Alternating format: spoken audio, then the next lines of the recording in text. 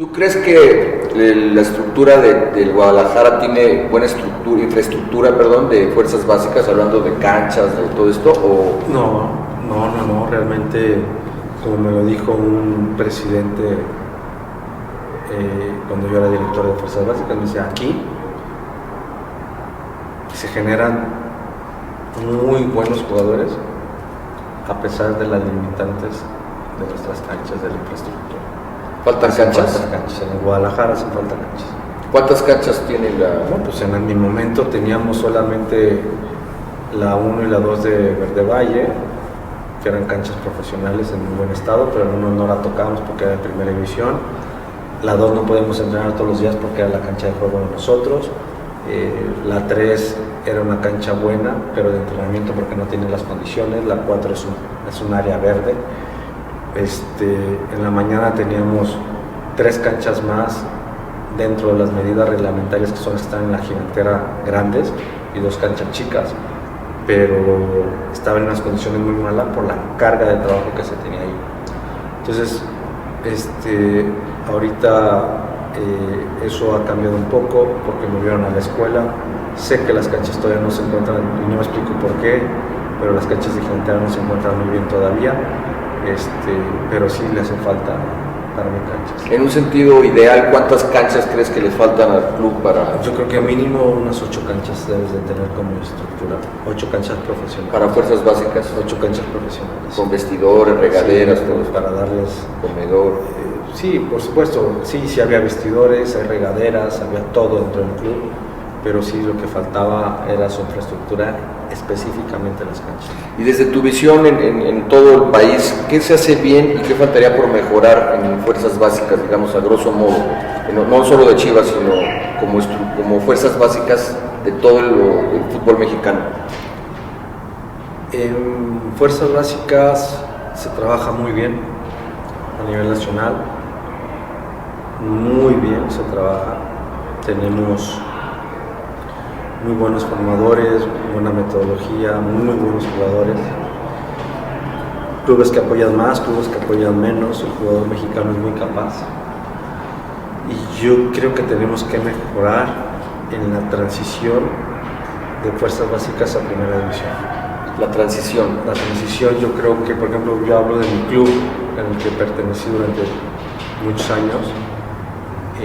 Yo veía un puente entre fuerzas básicas y primera división, que en ese pedazo del puente al jugador se dejaba muy solo.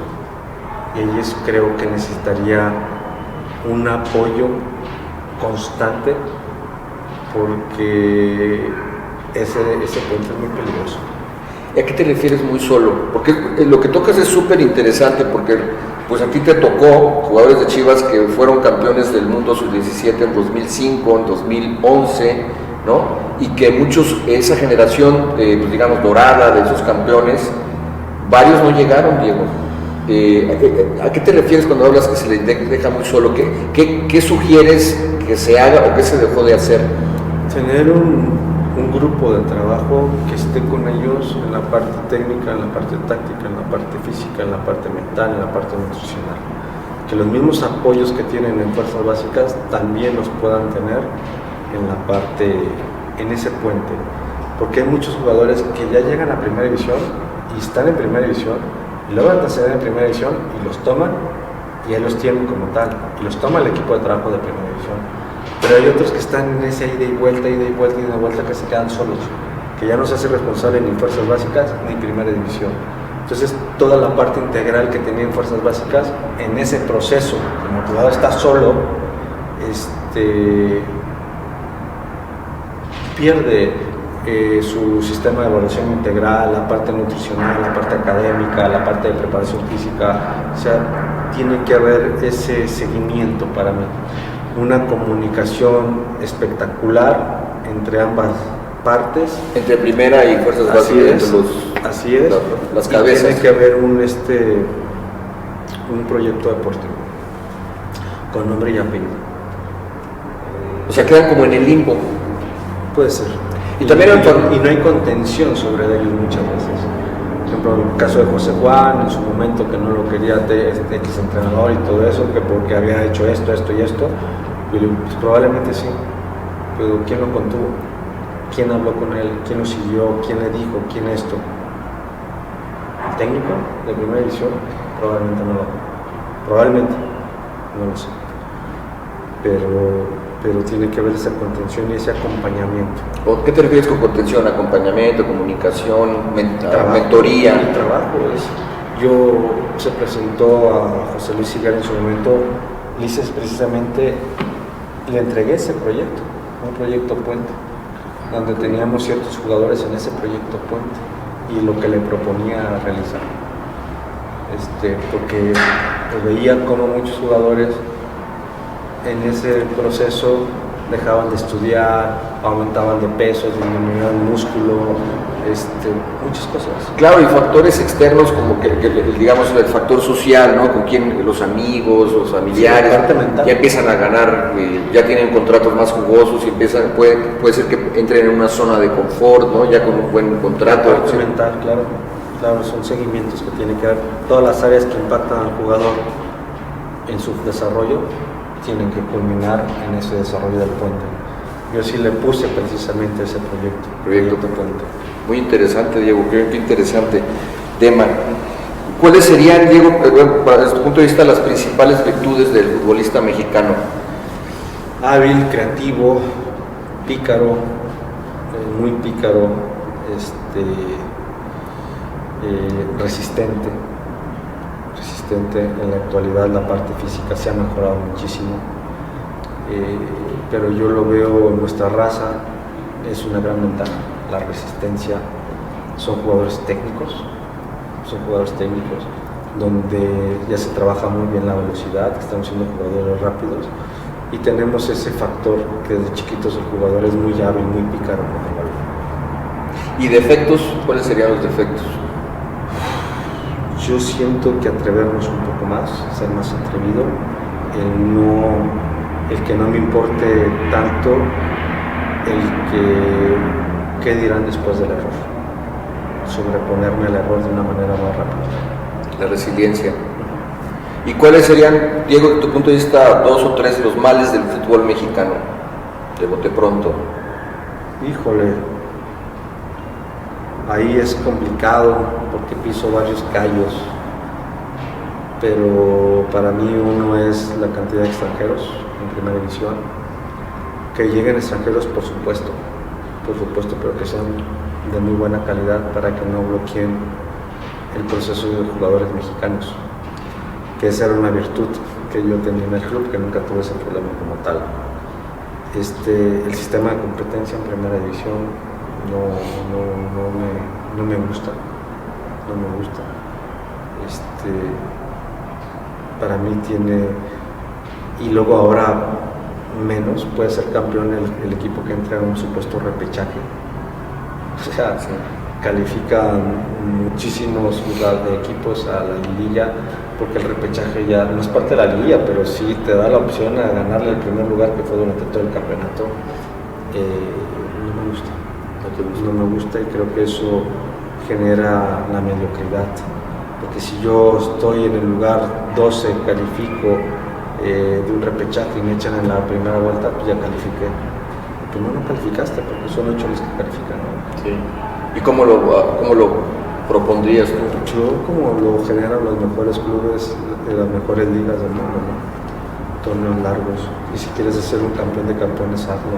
El campeón de la primera vuelta con el campeón de la segunda vuelta, y ese es un torneo, un enfrentamiento para ser un campeón de campeones. Hay muchas cosas que se pueden ayudar en la parte económica. Entonces, ¿tú promoverías el que sea campeón el que más puntos hace, o de la primera con la segunda vuelta, ¿no? El que sea campeón, el que más puntos hace durante todo el torneo, pero el que más puntos hace en la primera con el que más hace en la segunda. Y sería eso, quitaba yo extranjeros, cambiaría el sistema de competencia y le daba continuidad a los proyectos, que no seamos proyectos resultadistas. Por ejemplo, yo tengo una gran enseñanza de que Siboldi, cuando empiece y es campeón de Santos, arrancó muy mal. Lo mantuvieron y fue campeón. Había un proyecto deportivo y era claro. Pasó algo similar en Atlas, que es campeón. Entonces, respetar los proyectos deportivos y darle la oportunidad al técnico mexicano que es muy capaz, llevamos una información muy clara, muy táctica, por arriba del europeo. Yo lo considero una cuestión táctica. ¿Hay alguna cuestión, digamos, algún defecto y alguna virtud que veas en promedio en los técnicos mexicanos? ¿O por qué no se les toma tanto en cuenta como al extranjero? Vemos, inclusive ahora América mañana juega el clásico acá en Guadalajara y el interino es un extranjero. Mazatlán saca al español, a Beñat San José. Cristian Ramírez le dan el equipo interino, pero ya contrataron a Caballero. ¿Por qué no dejan al mexicano y por qué sí, dejan al argentino en América?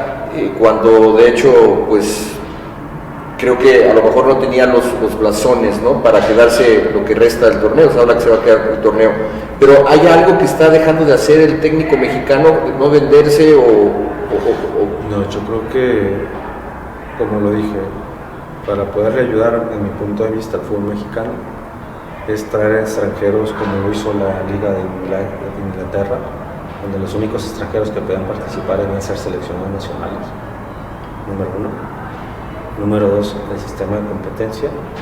Y el número 3 es lo que va relacionado a tu pregunta, esta es tu última pregunta. Tienes que darle constancia y respetar los proyectos deportivos. Cuando queda campeón Siboldi, que fue el clausura 2018 que mencionas, ¿él cuándo llegó a Santos, recuerdas? Sí, él era director de Fuerzas Básicas y estuvo muy cercano y a lo mejor estaba hasta palabrado que en algún momento iban a pasar, como ahora está pasando con Eduardo Fantanes, ¿no? Lo mismo. Tuvo un proceso. Hay instituciones que así les funcionan. En Guadalajara, en Atlas o en cualquier equipo, si está muy claro el proyecto deportivo, es válido lo que están haciendo. Pero que exista un proyecto deportivo y donde se respete que hay para el 2024 un debut de Juan González, tiene que jugar tantos minutos, tanto y tanto. Es ponerle nombre y apellido y hacer un proyecto deportivo. Respetarlo. No que llegue un entrenador con una idea, con una personalidad, lo corres, llega otro totalmente opuesto a lo que estabas buscando. O sea, el ejemplo muy claro, yo como el Real Independiente, mi equipo, si contrato a Vucetich, dejo ir a Vucetich y luego traigo a Miguel Herrera, pues toda la gente que pertenecemos, que decimos al ámbito futbolístico y que dices, ¿qué pasa ahí? No hay un proyecto deportivo. Porque no puedes contratar en un año, digámoslo así, a 2 técnicos totalmente opuestos. No hay ningún proyecto deportivo porque no hay ni una idea y escoger un técnico con las mismas características o cualidades. Y eso también debe respetar al mismo dueño o el presidente o director general o el presidente deportivo, ¿no? Está un proyecto deportivo que se plasma y eso lo tiene que respetar todo el mundo. Todo el mundo, exactamente. Eso nos decía Lugo, el diseño y la planeación, que desde el utilero hasta el dueño, ¿no? Dieguito, ¿hay buenas visorías en México? ¿Se trabaja bien en visorías? Sí. ¿Sí? Por supuesto. ¿Tú crees que va a cambiar el pago en las fuerzas básicas, en el fútbol de fuerzas básicas o en el fútbol base algún día? Si estuviera en tus manos, ¿tú qué harías? Por supuesto, Guadalajara cambió con la llegada de Jorge Vergara. Guadalajara cambió, el sueldo del formador no es malo y comparado con las licenciaturas y con los trabajos normales que se encuentran con un licenciado, un abogado, un doctor o un ingeniero, con Jorge Vergara cambió ese punto. Cambió de ser un trabajo muy mal pagado, se hizo un trabajo donde estaba a nivel de ciertas licenciaturas, ¿no? No es tampoco tan bien pagado, pero no era mal pagado en el Guadalajara. Yo creo que aquí tendría que haber a lo mejor un estándar por parte de la liga, un tabulador donde se le pueda exigir. Por ejemplo, hay ciertos clubes que sabemos que a un entrenador de sub-13 se le paga como 12,000 pesos más o menos, de hecho antes de impuestos, y a uno de la sub-20 como 22, 20, más o menos, ¿no?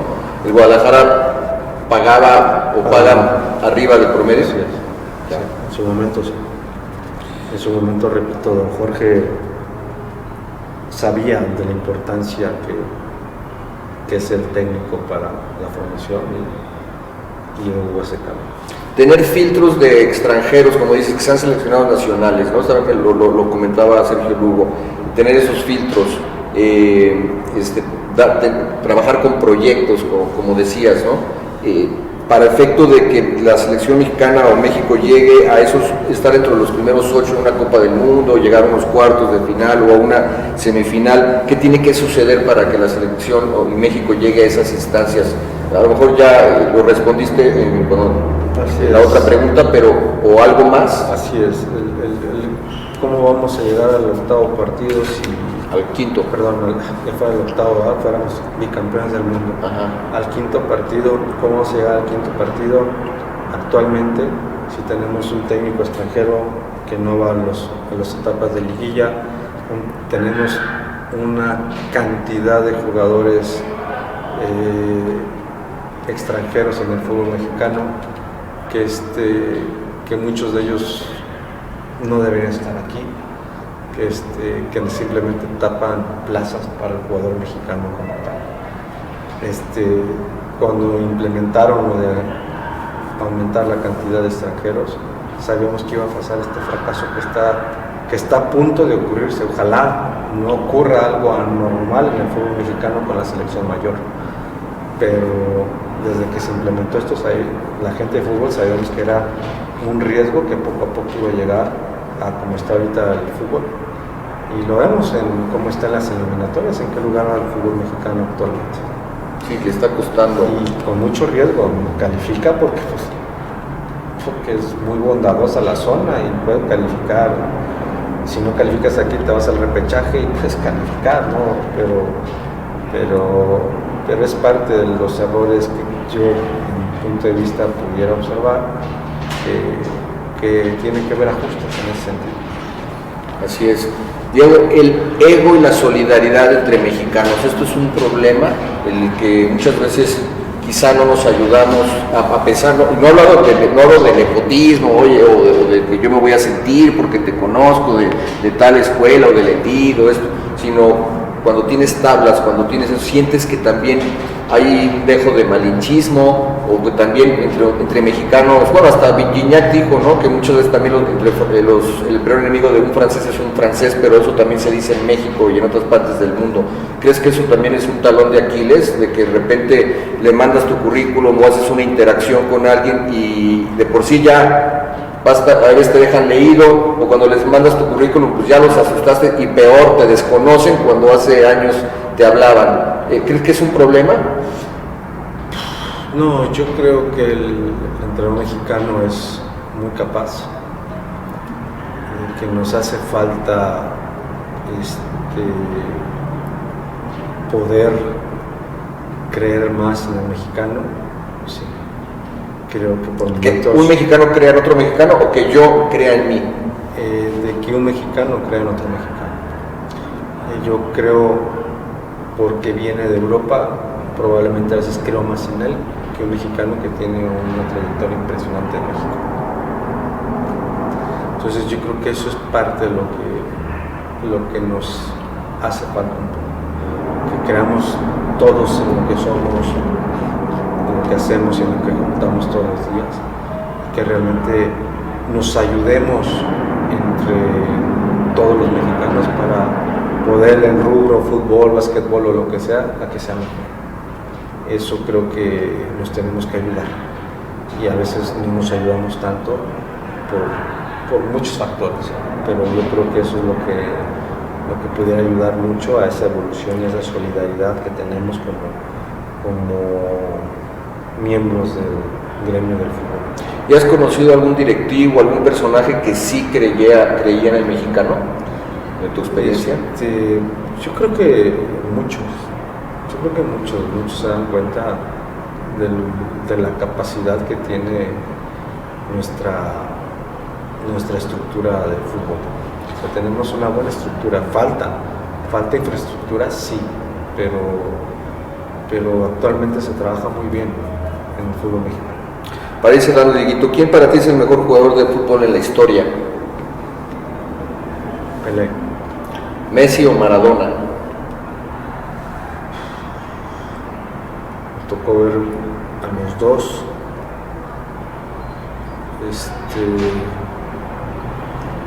Los dos son unos magos del fútbol. Los dos son unos magos del fútbol. Yo me implicaría. A mí me gustaba más Maradona. Más Maradona. Y más, digamos, de peso específico en la selección, ¿no? Y bueno, Pelé o Maradona. Bueno, ya me contestaste.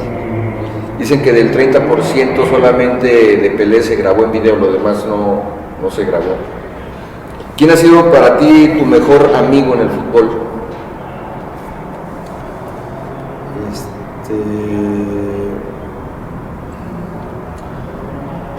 Es la fortuna que tengo de haber pertenecido a este gremio durante tantos años que me dejó muy buenos amigos.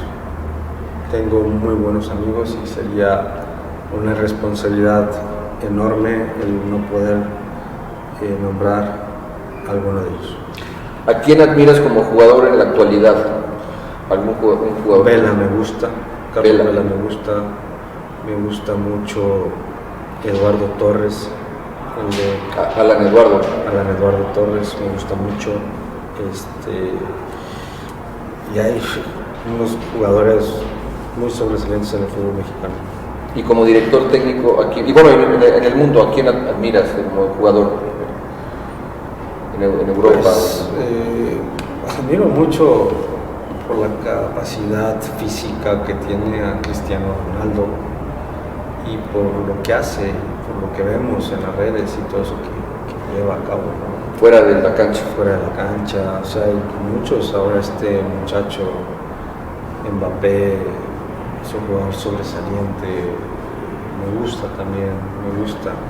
Hasta hace poquito vi que no manejaba, ¿no? Que tiene un chofer que lo maneja, y trae una camioneta, va a traer un supercarro, ¿no? Entonces me llamó la atención eso de él. Y como director técnico, ¿a quién admiras en México en la actualidad? De los directores actuales, a mí me gusta mucho por su equilibrio, por su preparación, por su capacidad y por su trayectoria, me gusta mucho Chepo de la Torre. Chepo. ¿Y en el mundo? Me gusta el entrenador actual del Liverpool, Klopp. Me gusta mucho él por lo que generó, por lo que genera. Y el entrenador de la selección de Bélgica, Pedro Martínez. Me gusta porque lo que han transmitido y han evolucionado en el momento que ha estado con ellos su selección o su equipo es, como yo les digo, el entrenador la forma de jugar de un equipo es la ventana del entrenador. Sí. O sea, como se ve un entrenador es como juega. Claro. ¿Y en la historia con quién te quedarías? ¿Con qué director técnico mexicano? Qué buena pregunta.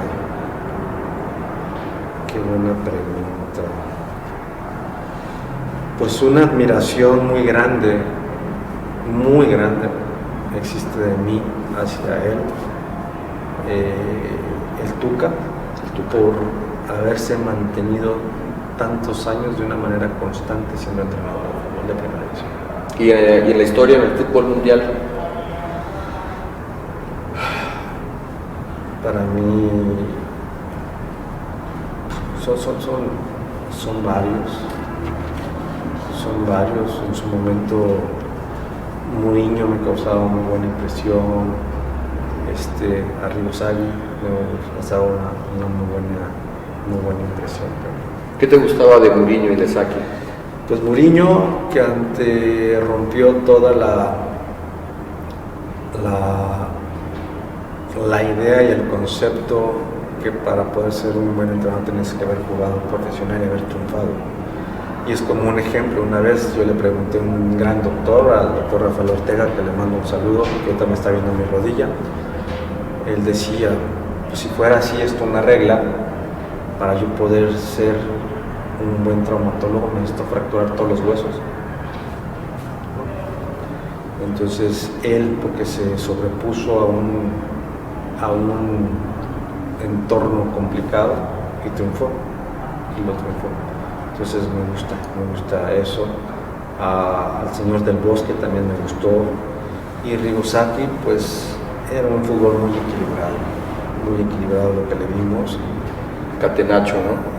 No tanto de Catenaccio, pero era claro que era una virtud y una fortaleza, por eso decía, el verlo funcionar en aquel momento, la maquinita de la parte defensiva de sus equipos los hacía ver impasables.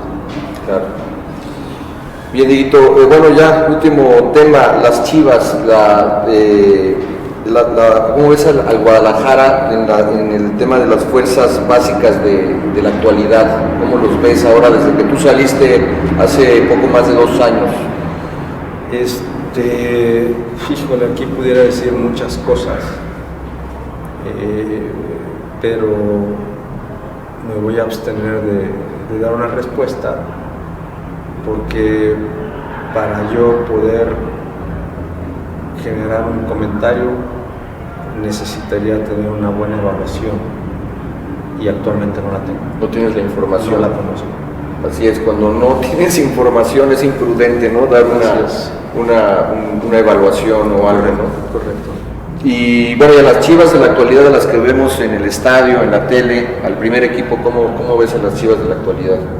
Para mi punto de vista, veo un equipo rápido, un buen equipo, tiene muy buenos jugadores el Guadalajara. La única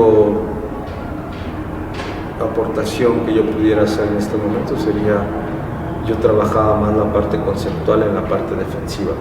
Están cometiendo para mí errores primarios en la parte conceptual defensiva. En la fase defensiva, sí, claro, evidente, inobjetable. Entrenadores con experiencia, ya con años y mucho bagaje en el fútbol mexicano, como Tomás Boy, Luis Fernando Tena, Víctor Manuel Bucetich, no funcionaron en Chivas, a pesar de tener todo ese bagaje. Bueno, Buce con 12 títulos en total, ¿no? en su historia. ¿Por qué? ¿A qué lo atribuyes? Yo simplemente yo creo que puede ser, por supuesto que son entrenadores que tienen mucha experiencia, capacidad ya comprobada, pero el manejo del Guadalajara es complicado. El Guadalajara es punto y aparte. Son equipos que como decía un directivo, un presidente, aquí en Chivas la presión solamente es todos los días. Entonces, pudieran ser muchos factores, no pudiera generar un comentario.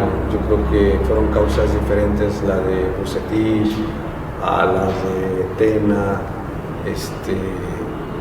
son factores y son entornos diferentes, y simplemente vuelvo a lo mismo. Bucetich se le corrió estando en sexto, en séptimo lugar. Sí, séptimo, 4 partidos, sí. No perdió los últimos 4 juegos. Y como que parte de lo que yo veo desde afuera, digo, ay caray, pues cómo estará el proyecto deportivo, ¿no? Entonces, no lo sé, no me gustaría generar igual de la misma manera un comentario, porque son puntos diferentes. Cuando tú ves el nombre escrito Chivas, ¿qué significa Chivas? ¿Cómo definirías a Chivas si fueras el dueño de la Real Academia de la Lengua y pusieras en el diccionario Chivas? ¿Cómo definirías a Chivas? Un legado de vida, una forma de vivir. ¿Y cómo es esa forma de vivir? Pues realmente es primero, la primera fortaleza que tiene el equipo es, como dijo el señor Jorge, que tenemos 11 mexicanos dentro del terreno de juego, y que los hemos tenido a lo largo de toda la vida del club. Eso para mí es una fortaleza formidable y que es la enseñanza a todo el mundo que hace no mucho tiempo estuvieron diciendo los medios que Chivas estaba en una desventaja por la cantidad de extranjeros, por eso yo lo veía diferente. Para mí es una ventaja el poder tener 11 mexicanos, el poder trabajar con 11 personas que hablando de los titulares, ¿no? De un decir de 11 pues tienes 20, has tenido durante toda la vida, ¿no? Pero decir 11 mexicanos porque es un mensaje muy importante para no solamente para nosotros como mexicanos, sino es un mensaje para todo el mundo. Yo le digo a muchos, a veces de broma, pero no es broma, a gente que no le va a Chivas, aficionados de otros equipos, amigos, gente de fútbol, colegas, etcétera, y les digo, todos los aficionados al fútbol en México llevan un Chiva adentro, todos los mexicanos. Dice, ¿por qué? Porque cuando tú estás viendo a la selección mexicana, tienes sentimientos muy parecidos o iguales a cuando nosotros estamos viendo a las Chivas, ¿no? Entonces se ríen, ¿no?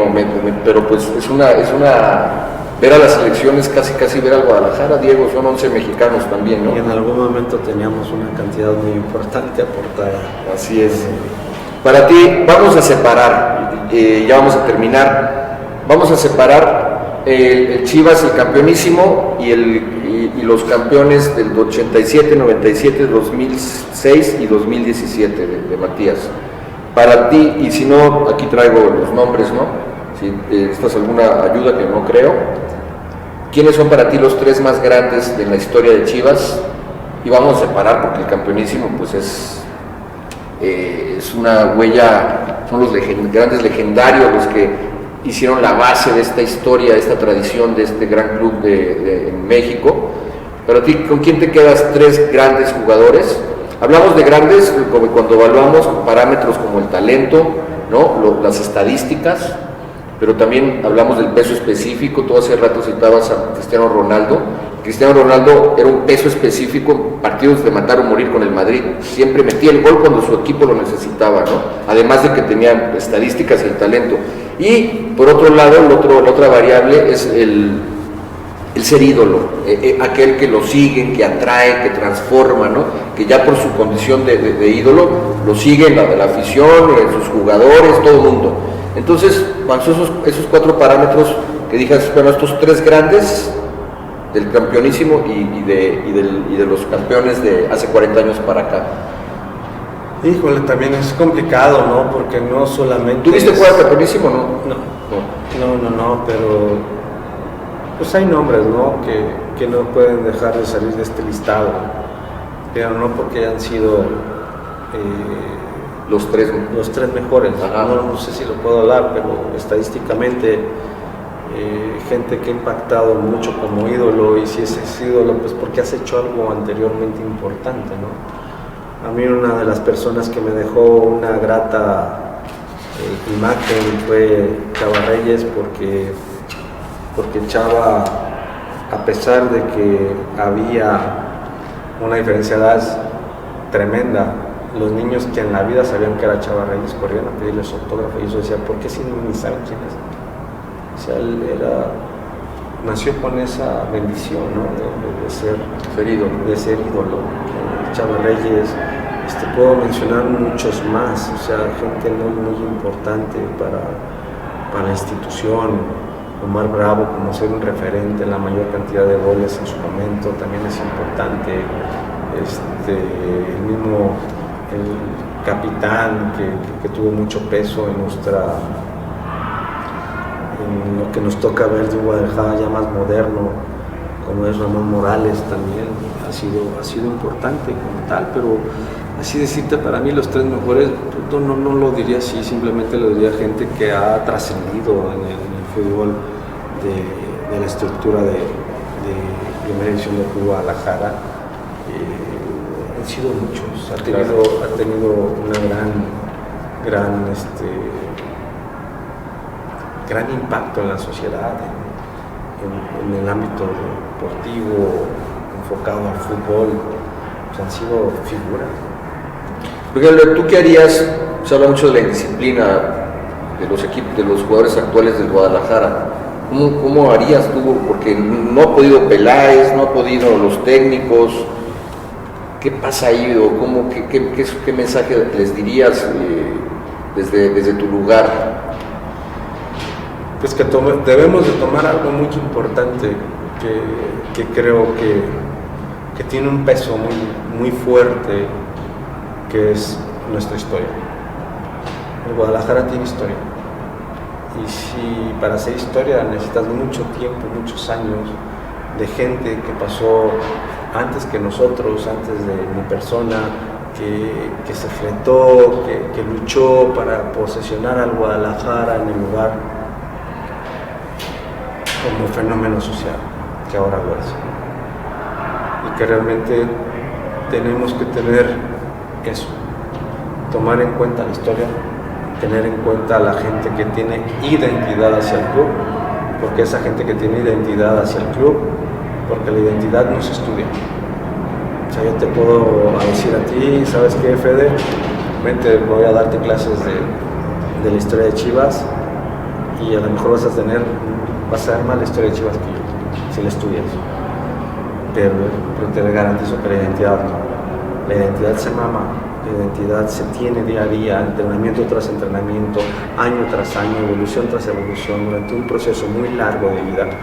Y esa identidad se permea.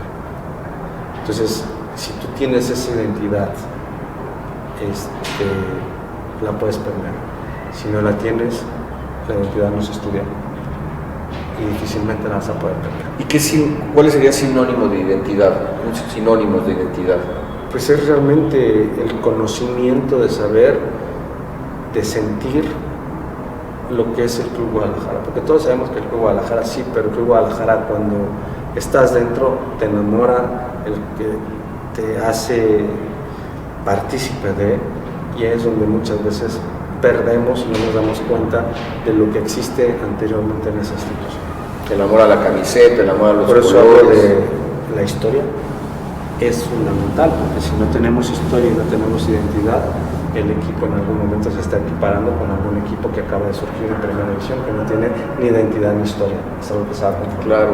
Entonces te iguala la fuerza. Y esa identidad también te da un extra ya en la cancha, en el momento de estar en los momentos difíciles, así ¿no? Es. Por ejemplo, vimos cómo...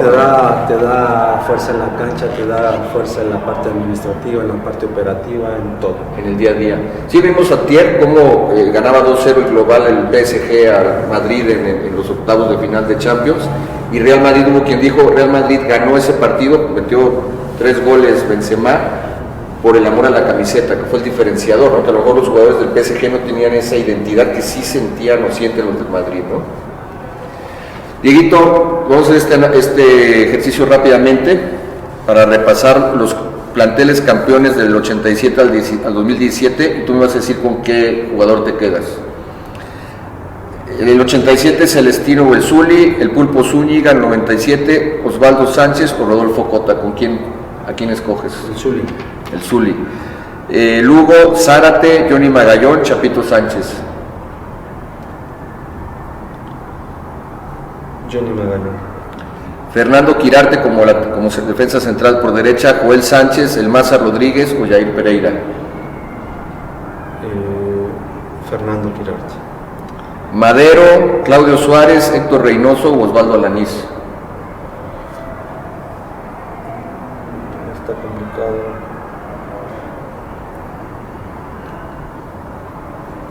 Sí, híjole. Con el Tiva Sepúlveda. ¿Con el Tiva? Tú lo formaste al Tiva, seguro.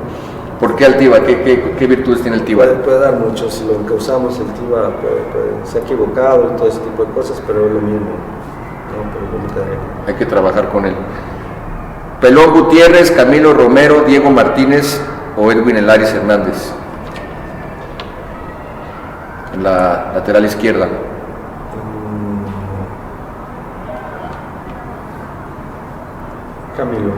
Camilo Romero. Volante por derecha, el Chepo de la Torre, el Tilón Chávez, Patricio Araujo o Carlos Salcido. Chepo de la Torre. Como contención, Wendy Mendizábal, Alberto Coyote, Gonzalo Pineda o José Juan el Gallito Vázquez. Híjole, eso lo pusiste muy complicado porque Alberto Coyote. Coyote. Galindo, Ramón Ramírez, Adolfo Bautista o Rodolfo Pizarro, como 10, creativo. Galindo. Concho Rodríguez como extremo derecho, Misael Espinosa, Alberto El Venado Medina o el Conejito Brizuela. Medina. El Venado, El Venado volaba por la banda. Centro delantero, el Yayo de la Torre, Gustavo El Gusano Nápoles, Omar Bravo o Alan Pulido. Omar Bravo. Omar Bravo, el líder goleador histórico del Guadalajara. Y extremo por derecha, por izquierda, bueno, aunque el Cadáver Valdés jugaba también como un segundo punta. Cadáver Valdés, Manolo El Matador Martínez, Ramoncito Morales o Orbelín Pineda. Orbelín, ¿qué más? Orbelín, Ramoncito, El Matador o el Cadáver. Manolo Martínez. Manolo Martínez por sobre el Ramoncito. Muy bien. Dieguito, pues ha sido un placer. No quiero omitir mencionar lo que hizo tu papá en el Guadalajara, que debutó a muchos de estos jugadores que hemos mencionado, que hemos citado. ¿A quiénes debutó tu papá, que fue entrenador del Tapatío? Pues a él le tocó mucho la época previa de Néstor, de la Torre, del Yayo, de Jaime León, de Pillo Dávalos, del Zuli. Esa generación le tocó muy cercana en ese proceso de llevarlos desde muy jóvenes hasta la segunda división. Al Snoopy, todos ellos. El Snoopy, todos ellos, Aurelio Martínez, pues fueron igual muchas generaciones que pasaron, porque él duró más años que yo en la institución, entonces imagínate la cantidad de jugadores que pudo él impactar en algún momento y poder orientar para ayudar a la formación. Eso no. Si pudieras decirle ahorita unas palabras a tu papá, ¿qué le dirías? No, pues que realmente estoy muy agradecido con él, que siempre lo he estado, que siempre lo he admirado en todo momento, porque me enseñó el camino del fútbol, que es algo que me apasiona y que me ha hecho vivir para el fútbol y que me ha formado en muchos aspectos.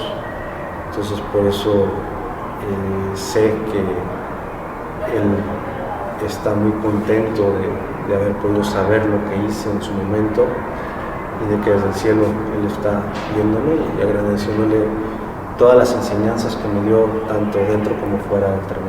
¿Lo percibes? A veces sientes que está con él, que te está guiando, tu conciencia te habla, pero no es tu conciencia sino es él. Claro, siempre lo traemos presente, ¿no? Siempre un familiar cercano a uno, pues físicamente deja de estar, pero siempre estará en nuestros recuerdos y en nuestros pensamientos. ¿Tu mamá, eres muy cercano a tu mamá? Actualmente estoy muy cercano a ella, es una persona ya mayor, tiene 96 años y es un ejemplo de vida. Dieguito, ¿qué hobbies tienes, aparte de...? Pues me gusta corro de manera constante, me gustan los carros antiguos, también me llama mucho la atención, y esos yo creo que serían mis dos hobbies principales. ¿Y en corto, mediano y largo plazo qué planes tienes? Primero, a corto plazo es volver a participar en la estructura de fútbol en un corto plazo, y a largo plazo es poder trascender en esos jugadores para que tengan una formación integral y que puedan trascender dentro del fútbol mexicano en el club en el cual estén trabajando.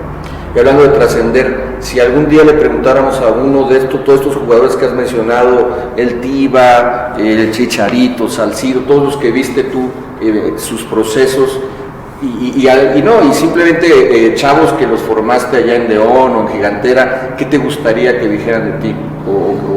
¿Con qué te quedarías tranquilo? No, yo me quedaría tranquilo con el hecho de saber que han triunfado en la vida, no solamente como jugador, sino como personas. Diego, pues ha sido un verdadero placer, te lo digo de corazón y sinceramente, el que me hayas dado este espacio a mí, a Damebola, Radio 3 Sports.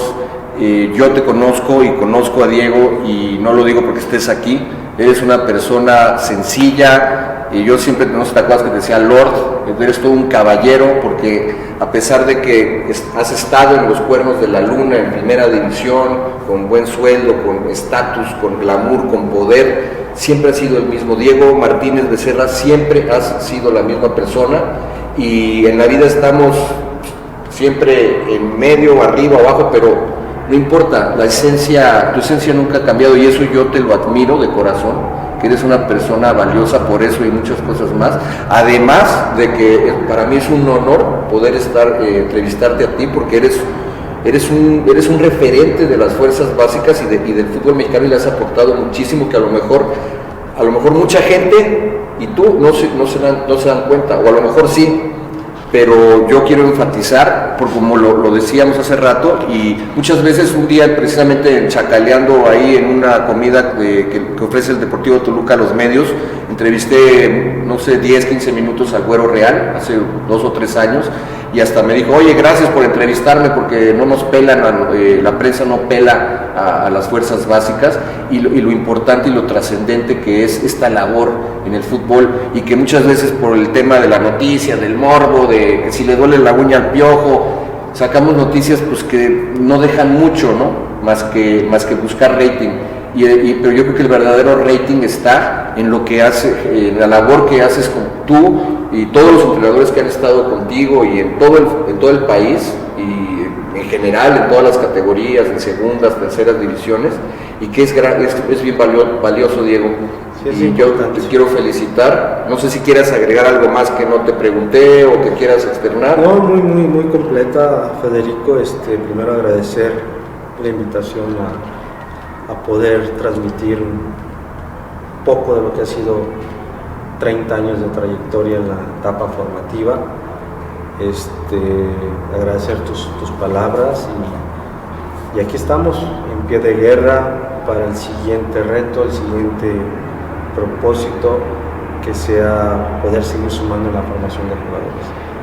Así es que muy pronto nos tendremos que platicar, muy pronto tendremos que puntos nuevos, proyecto nuevo, y que podamos seguir sumando para un beneficio del mexicano y del fútbol nacional. Gracias, y pues, ahí estamos a la hora. Perdón, se me olvidaba preguntarte algo.